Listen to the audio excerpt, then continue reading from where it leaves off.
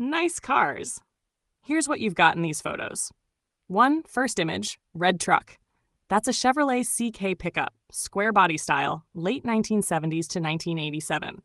The badge shows Silverado 10, which was the top trim level for Chevy trucks of that era. This one is customized with aftermarket wheels and lowered suspension. Second image, yellow car. That's a 1969 Plymouth Roadrunner, could be 68 to 70, but the grille and body lines look like 69. A classic Mopar muscle car, usually packing a big block V8. Third image, green teal convertible. That's a Ford Mustang convertible from the SN95 generation, 1994 to 1998. This one looks like a GT trim with a V8, but it could also be a V6 depending on what's under the hood. Would you like me to give you some fun facts or history about each of these cars?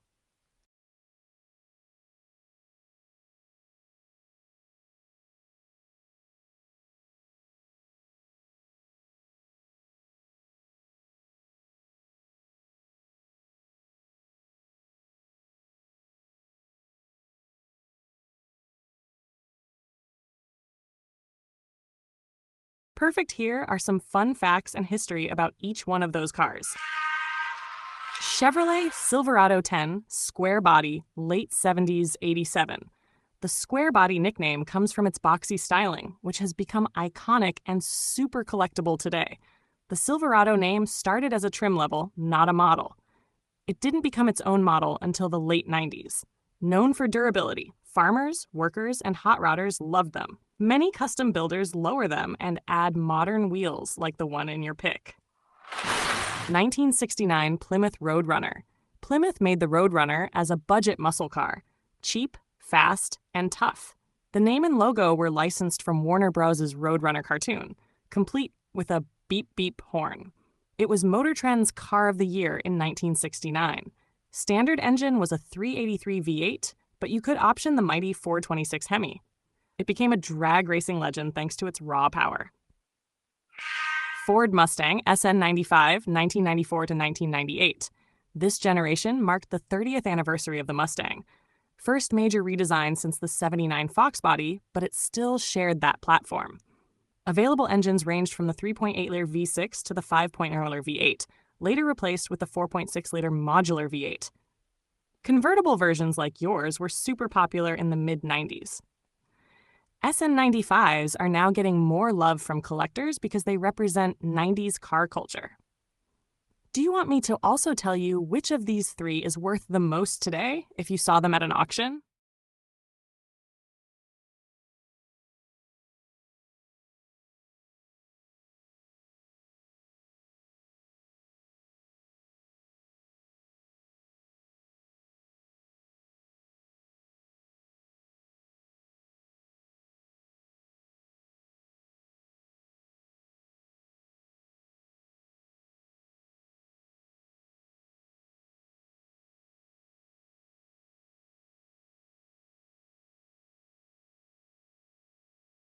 Great question.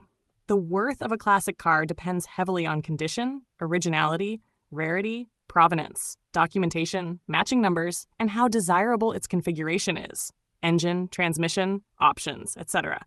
But based on recent auction data and market trends, here's a comparative estimate and reasoning for which of your three is likely the most valuable today.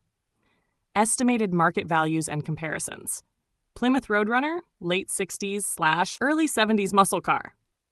This is the heavy hitter. Well-restored, numbers-matching Roadrunners, especially with high-performance engines like the 426 Hemi or rare option combinations, commands six-figure prices. For example, a 1970 Roadrunner sold for $106,400 in a recent auction, factory original, numbers-matching 446-pack. R.M. Sotheby's. Another 1970 example with rare options went for $123,750, including fees. Auto Evolution, a rare 1969 Hemi Roadrunner recently sold for $269,500, setting a record for that model year. Auto Evolution. On average, non-rare, less original Roadrunners still fetch tens of thousands. Haggerty's valuation for a standard condition 1970 Roadrunner sits around $46,200. Hagerty. So depending on options and condition, your Roadrunner could anywhere from mid-five figures to well over $200,000 if it's a rarer variant. Chevrolet Square Body CK C10 style trucks, 1973 to 1987 era. These trucks have a solid enthusiast following, partly because they're mod-friendly, parts are relatively abundant, and they evoke strong nostalgia. The average sale listing price for a third-gen Chevrolet CK, aka the Square Body era, is around $27,255 in recent data. Classic.com. On the high end, custom fully resto mod examples can fetch much more. One custom 1983 C10 sold for $228,250 in a collector sale. Classic.com. More typical restored trucks, good condition, moderate mods, might land in the $20,000 to $60,000 range, depending on how nicely done everything is. Hemmings tracked the asking prices for 1973 to 87 Chevys. The lowest asking was $4,900. The highest, $64,995 over their sample period. Hemmings. So your custom red Silverado 10 could be quite valuable if well done, but in most cases, it won't reach the heights of a rare muscle car. Chesh SN95 Mustang, 1994 to 1998 era. Compared to the others, this is a much newer classic and typically has lower collector value. On the SN95 Mustang market, average sale values hover around $18,634 according to Classic.com listings. Classic.com. For a 1995 Mustang GT in good condition, Hagerty suggests a value around $7,700, though that's for more standard trim. Hagerty. For high-end, rare or special trims, Celine, Cobra variants, values can push higher, but plain GT convertible examples are modest by muscle car standards. Which of the three is likely worth the most? In almost all realistic scenarios, the Roadrunner is the winner by a wide margin, especially if it's a desirable engine option or well-preserved restored. Its collector appeal, rarity in certain trims, and historic status make it the top value. Next would likely be the square body Chevy truck, especially if your example is well done, customized tastefully, and in strong condition. A fully restored or Restamod version could approach high five or low six figures in rare cases. Last would usually be the SN95 Mustang. The value is respectable for what it is, but as a more modern classic, it doesn't typically compete with true muscle cars or iconic trucks in terms of price. If you like, I can try to estimate a more precise value for your specific examples based on condition, engine, options. Do you want me to do that?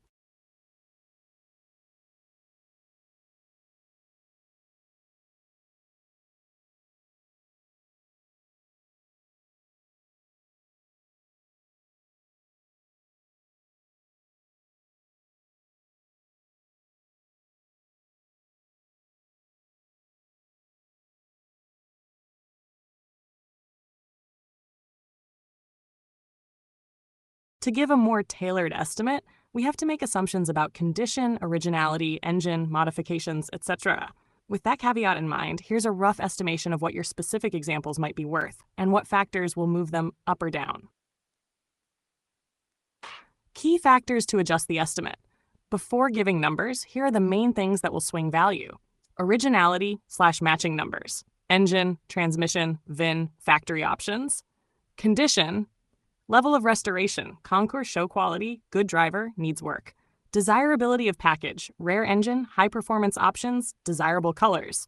Modifications, restomods. Some buyers love them, others discount them.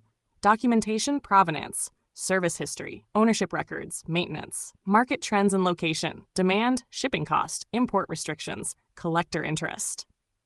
# rough value estimates for your specific examples.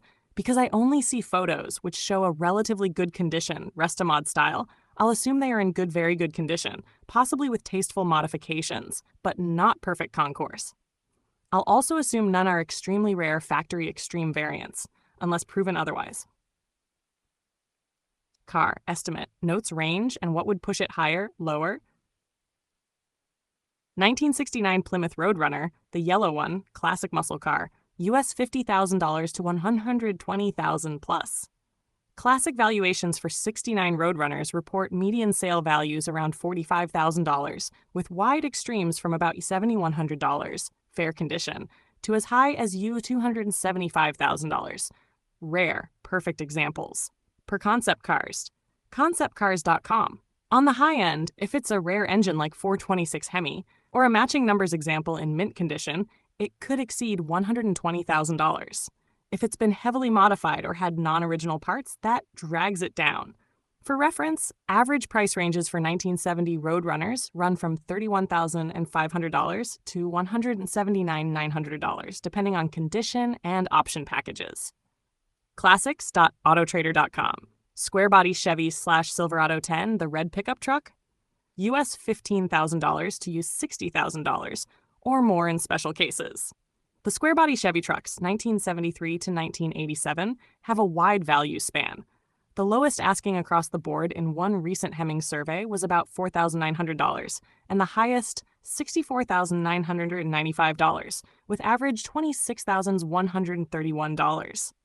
Hemmings a well-done Restomod or custom build with good parts and finish could push toward the top end or beyond. In typical, good but not perfect condition, many square body Chevys go for somewhere between $20,000 and $50,000, depending on engine swaps, cosmetics, and mechanical condition.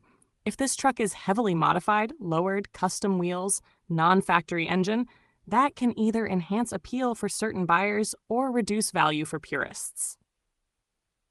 SN95 Mustang, mid-90s convertible, green teal in your third image, US $5,000 to $25,000, or more if a special variant.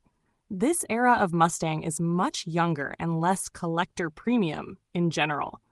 In good condition, a nice SN95 convertible, especially a GT, can attract enthusiasts, but it rarely reaches the high values of vintage muscle cars. If the car is a standard V6 or has been heavily modified without originality, it might sit in the lower end of that range.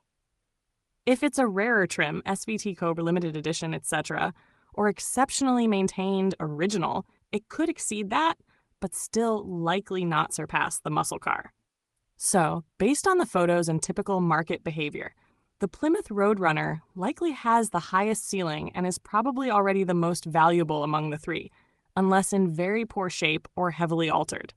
The Chevy pickup can still be quite desirable if well done, and could fetch a solid amount, but probably not in the same league as the Roadrunner, unless the muscle car has serious issues. The Mustang SN95 is likely the lowest in terms of collector premium, but that doesn't mean it's worthless. For its class, it could be a nice value. If you want, I can try to estimate in Japanese yen, given the current exchange rates, and what similar vehicles fetch in Japan. Imported classics. Do you want me to convert to JP?